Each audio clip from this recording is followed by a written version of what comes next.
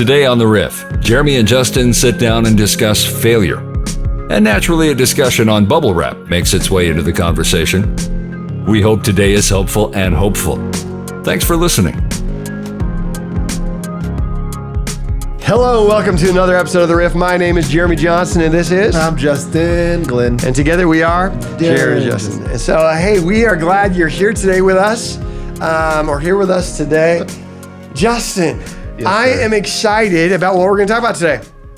Great. What are we talking about? We're going to talk about failure. That's awesome. And I am here with someone who knows a thing or two. I think we... Wait, just a second. Oh my gosh. Unbelievable.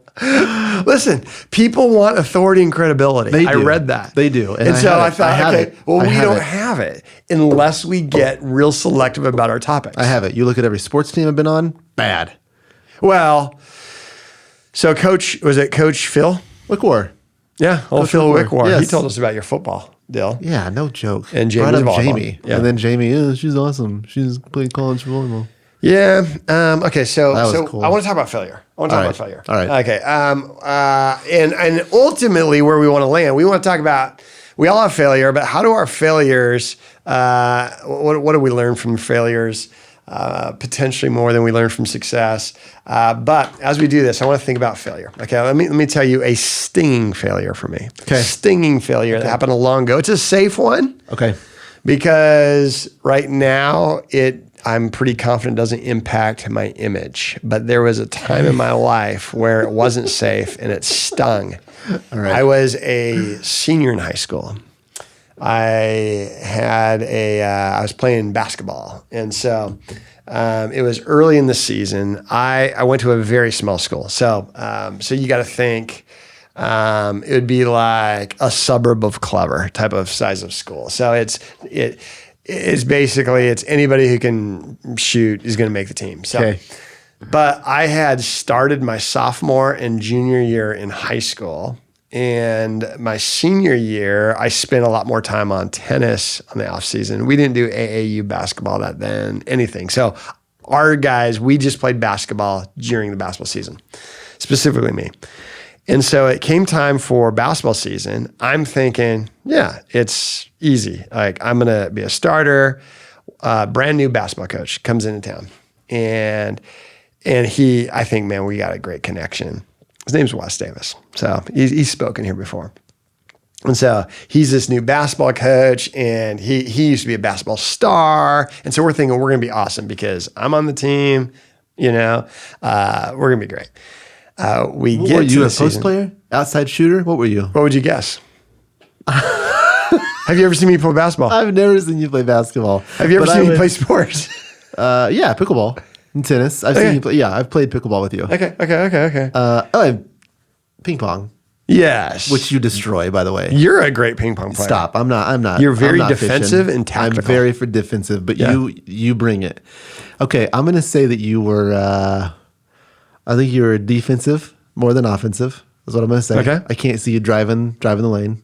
Really? Yeah, Is that I think because you're, I'm not tough? That means yes. I think you're a little squirrely as a basketball player. Shifty. That's A what we little call it. Shifty. Yeah, Shifty. I think you're a pop-up J type of guy. Pop-up J? Yeah, maybe 17 feet out. Somewhere in that area is your sweet spot. Yeah. What were you? Yeah. Oh, that's exactly right. that what- Unfortunately, I typically shot from 19 feet. So lots of 17-foot air balls. I was one of those unique guys. Okay. I was a shooting guard, but shooting was not my thing. So I had the accuracy of a post player, the size of a point guard, the speed of a retired coach. So I was like a Frankenstein. But I felt like I was tactical. Okay, so I was smart. Yes. That's the one thing my coach would say. You're like a coach on the court. And so I was shooting guard. But I would say I'd play a little point guard. Left hand though, little unpredictable. Which isn't great for a point guard. Defense, I wasn't locked down. Honestly, I didn't have a lot of great strengths in the basketball court. But Again, small school, so that's all right. I could anticipate where the ball was going, so that helped.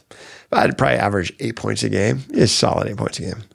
So I'm in we start off, we think we're going to be awesome. The newspaper's interviewing our coach. He's super charismatic. He's funny. So he's giving all these very sarcastic interviews. Well, the local news people love him because he's not dry. He's basically making fun of our team, but he thinks we're going to be good. And so he's totally downplaying the team, ripping on us. But on the inside, we're going to dominate this year. We're going to be really, really good because we have almost all of our starters back. We got a great coach in a bad league. So season starts and we just start getting killed. We're just getting killed.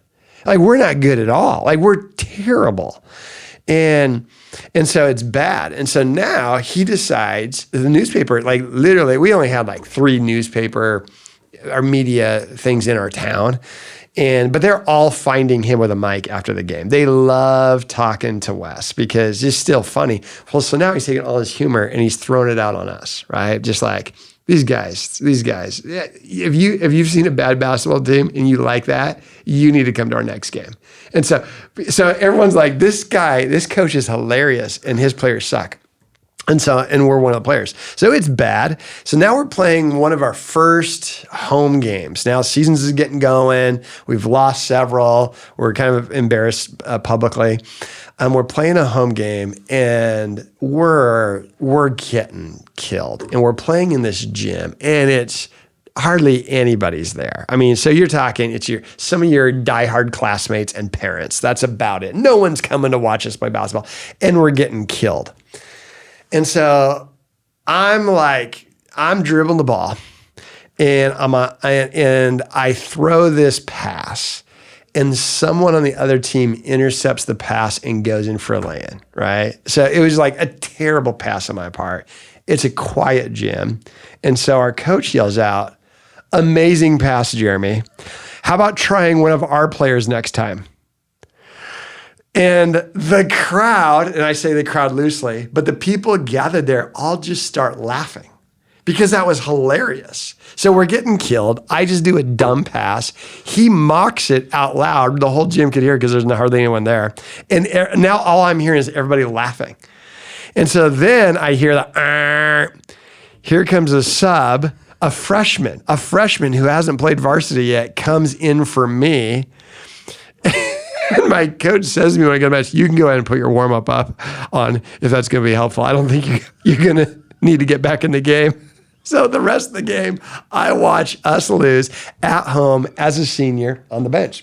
So the next practice starts, and he gathers the team around and he says, "Hey, we need to play a lot better." And I was like, "Hey, Jeremy, did that feel good for a freshman to replace you yesterday?" It's like, "No, I did not." He's like, "Yeah, because, we all need to remember that." And I remember being mortified and thinking this is the war. And I was like, I want to quit. And fortunately, God's grace, I got hurt, blew up my ACL, so I didn't have to play the rest of the year. And it was just one of those deals where I'm like, I was so looking forward to my senior year of high school. We were terrible. I mean, I played worse than I played any of the other years. I get hurt. It impacts my tennis.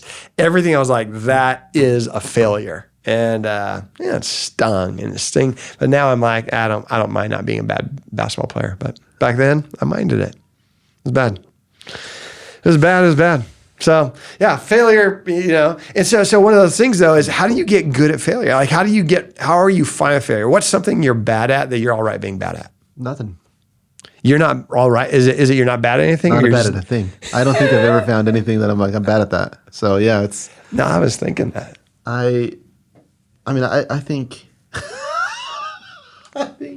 I still very appreciative that I'm still on the team. Honestly, I feel like I've made so many failures here.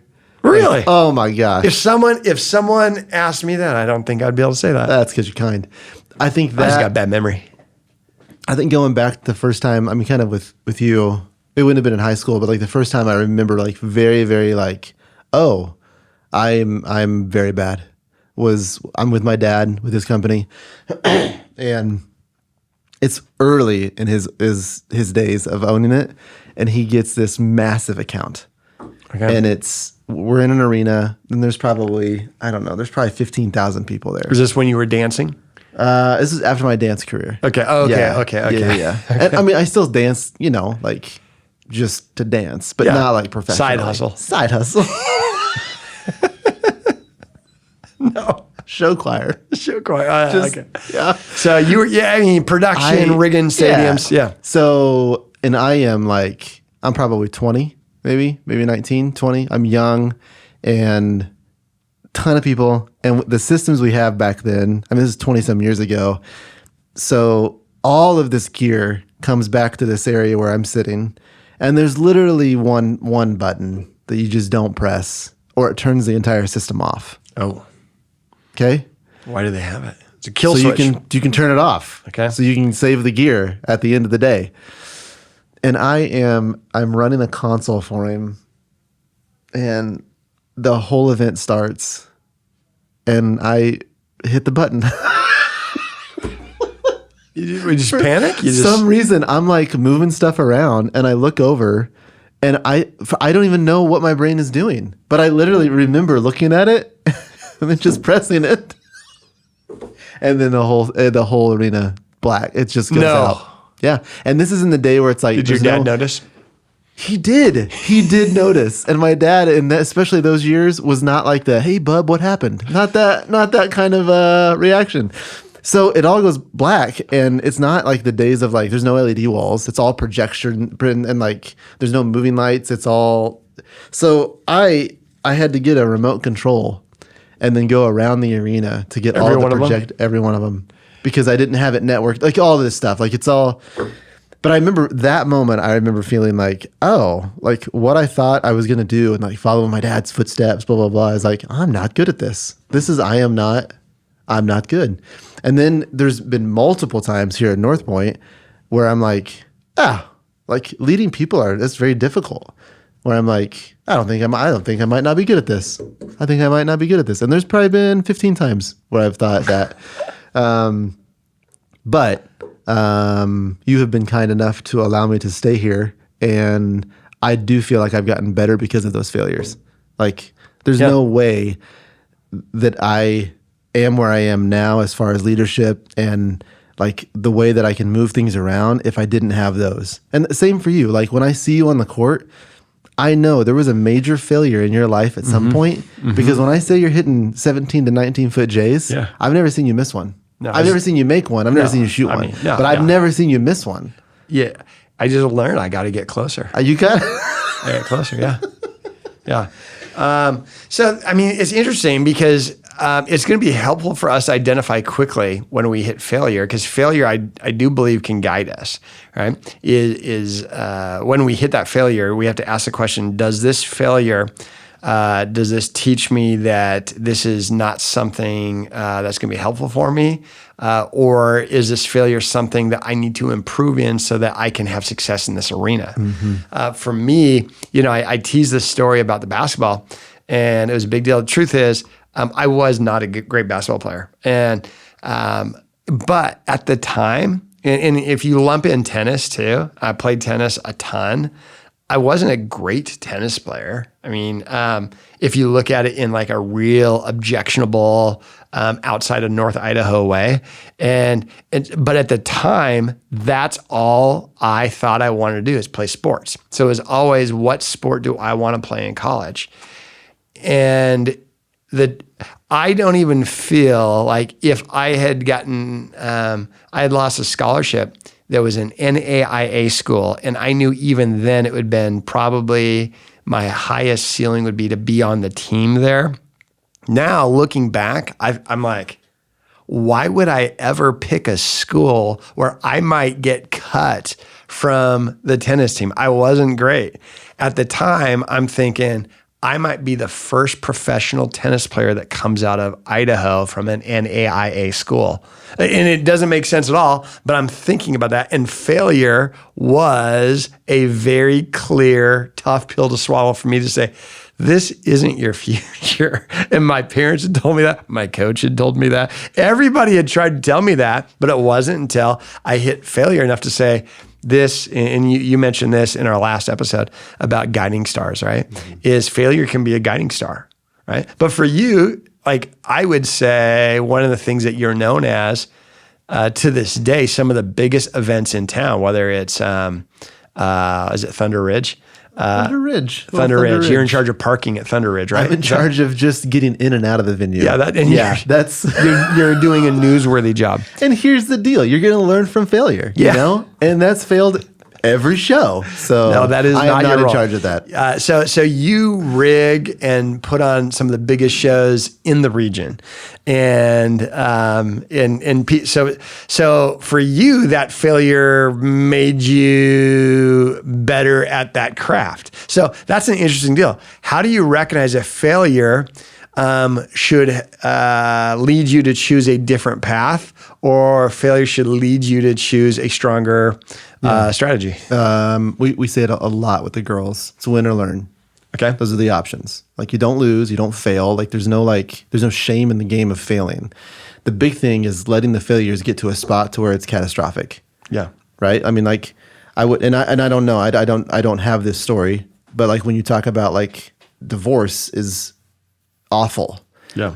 So at the end of this like whole spectrum, to where you're like, well, what am I learning from it? It's like I really wish you could learn like 17 steps back. Right. Because there's failures up to that spot, right? Yeah. So, and Jamie and I bring that up because Jamie and I walk through a ton of premarital counseling with couples, and we always talk about like we never say like divorce is not an option, because it is. That's why we have to work so hard at it.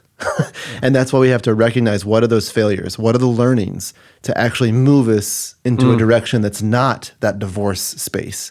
So we focus on that a lot, of finding those failures fast, like finding them quickly, and then what do you learn from them? So I hate the whole like fail fast. It's like, yeah, but that's not the point. Like you're going to fail. What are you learning? Yeah. So like learn quickly. Like that's what I would say from that space. And for that, like with my dad, I'm like, cool, I'm gonna learn from it. A, not to push the button, number one. But B, like just strategy. That was the first time I started thinking strategically of like, okay, I've got to have a plan. And then that just continued to evolve. And my dad is a like run and gun type of dude, like Enneagram 8 with a wing 8, I'm pretty sure. And Robbie. Oh man. And would just be like, I mean, we would have semis after semis that he would load, and would never have a pack plan. It would just be like, just get it on, just go, let's go. So there was just moments where I'm like, okay, I'm able to strategize, and I found strengths in spaces that I thought I would probably have a weakness in. But it's all because of learning, and letting the failure help me learn, and then just not take it personal. Like, and that's been the hardest thing for me, because I am a Enneagram 3. Yeah. And I really like you to like me. I really do. So I have a tendency to strategize in that way, which usually doesn't allow me to strategize in a way that's actually helpful for either the organization or the family, or because it's like, what are they going to think of me? And everybody has that. Right. But I have a pretty big part of it. Yeah. Well, it's interesting. The idea of the sense of image could prevent us from trying some things, right? That we need to try to be vulnerable to failure. And I like how you and Jamie kind of, you present this idea early on to people as, hey, well, you're going to hear it say divorce is not an option, which is interesting because that's something we've always said, right? Divorce is not an option. And the way you're pitching the same concept, what we're both trying to say is the last thing we want to do is end here. That. And it's one thing is there are couples who always say this is not an option and we'll never talk about it, who end up getting there because they can't talk about it. And that's not the goal either. Right. But the deal is like that image. If you're guarding your image, then you can look way better than you are. You can fool yourself and fool those around you. And so people don't know how desperate or how hurting you are. Right. And so the idea of how do we be vulnerable? The other thing I was thinking about with failure is sometimes failure is more of a gift than success when it's the wrong area. So if it's the wrong area of life, like one of the worst things that could have happened to me in high school, looking back, is for me to have had, like if I would have won this state tennis tournament, it would have given me this illusion to keep pursuing something that was not in my future, but it would have left a carrot there for me. When I realized, okay, I'm not the best player in Idaho. Maybe that means I'm not going to, the failure in these moments gave me a gift that success never would have. Because sometimes success will keep you doing the wrong thing for a long time. And so, we just gotta really be honest. We have to have people in our lives who say, hey, listen, here's what I'm seeing from you. Or sometimes it could be negative, like, hey, I don't think this is your gift. I don't think this is the best use. Tell me about this of your gift. Or other people to say, honestly, hey, man, you're so gifted here. Have you ever considered? And that's a story I was reading this morning. It was on the invention of bubble wrap.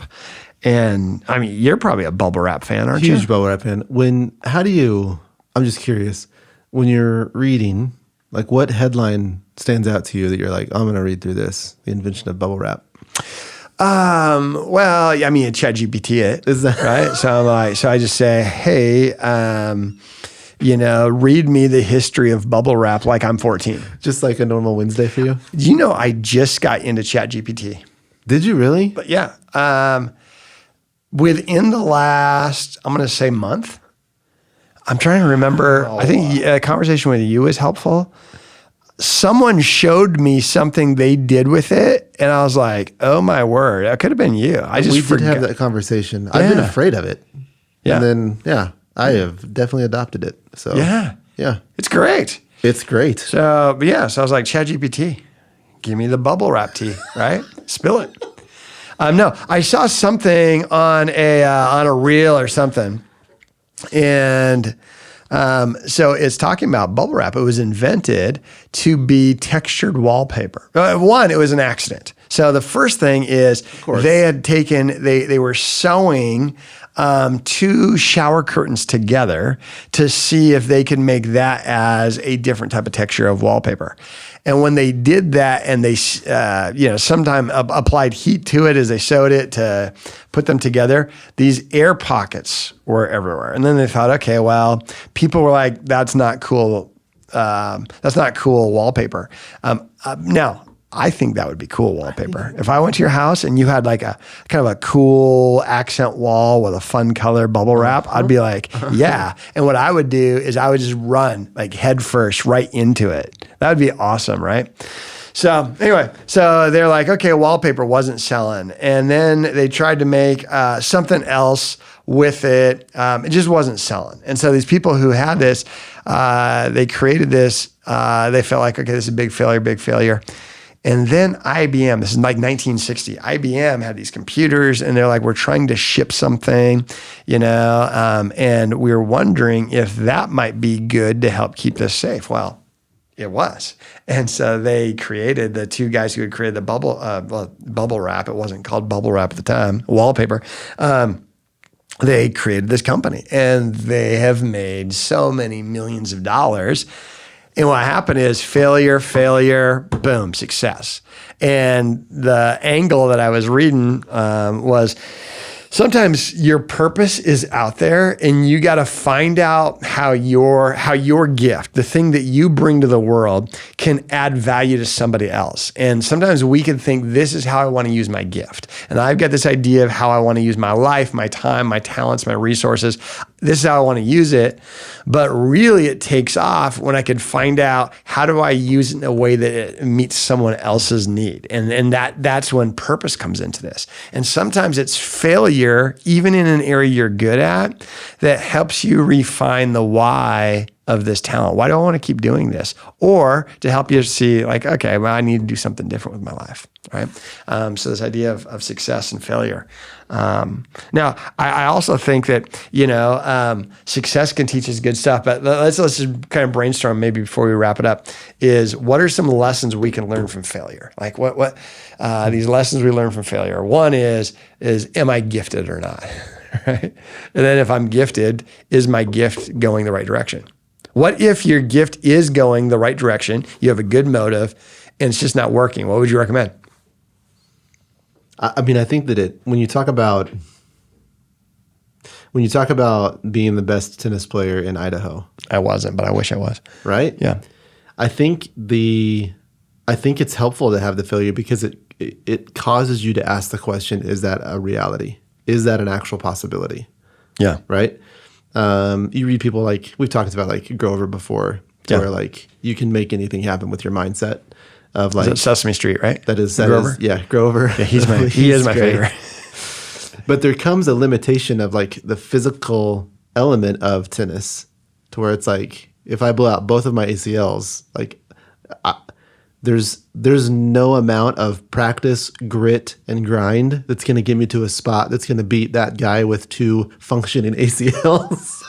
Yeah. That also has it, right? So I think failure, I think it helps you learn, if you treat it right, that you're not a failure, number one.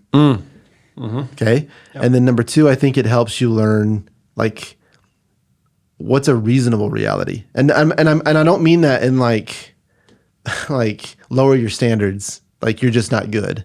That's not what I'm saying. I think that it helps you say like readjust your standards.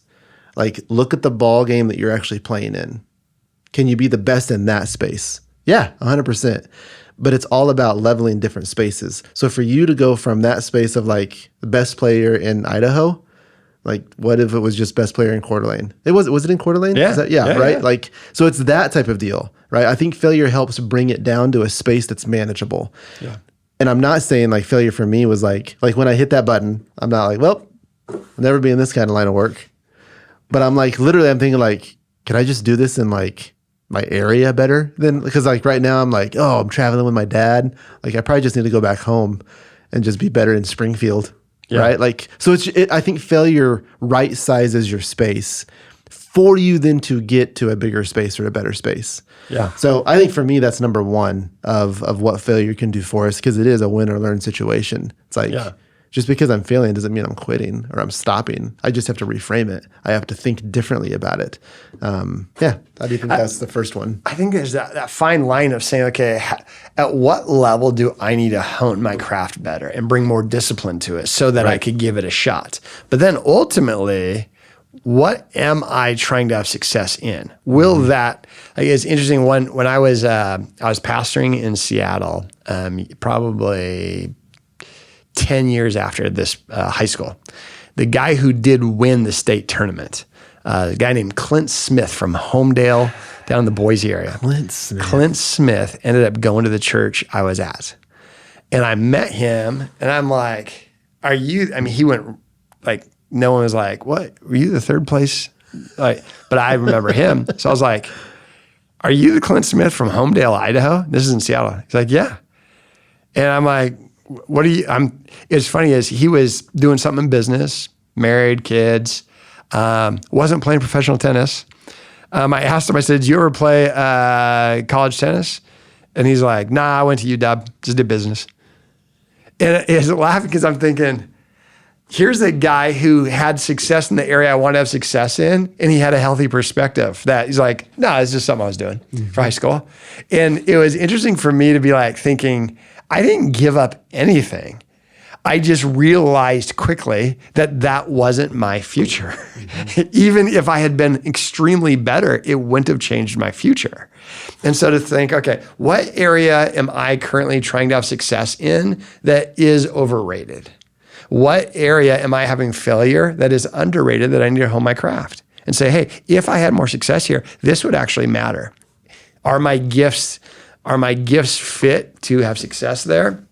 They're just underdeveloped. And I think we talk about success and we talk about failure, and it's like this like binary, like either or. And I don't think I've ever experienced pure failure or pure success. Yeah. Like for real, like anytime I have thought like, oh, this is succeeding, there have been moments in it or things within it where I'm like, oh, that sucks. That's not what I thought. That's not what I was hoping for. But this is success. And then when I'm failing, I'm like, oh, this sucks. But man, it's a really good relationship I have with that guy. Like that's a really good friend. He really showed up in this space. Like there's never a moment where it's just like pure failure, pure success. I would imagine they also, looking back, they feel very similar. It is you have to, the process is very similar. So I think ultimately you just say, okay, where am I gifted? Where am I not leveraging my gifts? And how do I use my gifts in a way that serves those around me, like serves my community, serves my family? So if you're stressed today because either you're having success in an area that really feels empty or you're struggling in an area that's really important, one of the ways to fight anxiety is to get some bubble wrap. Start popping those bubbles and be reminded by those air pockets that little picture of success started out as a failure, but one pop at a time became a success. May that help you, encourage you.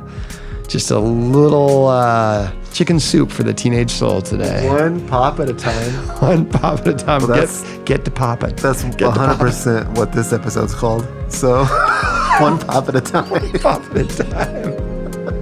I like it. Well, have a great week, Riff Raff. Thanks again for listening, and use your gifts in a way that helps somebody else. Thanks for listening to this episode of The Riff. We'll have a brand new episode every week, wherever you find podcasts.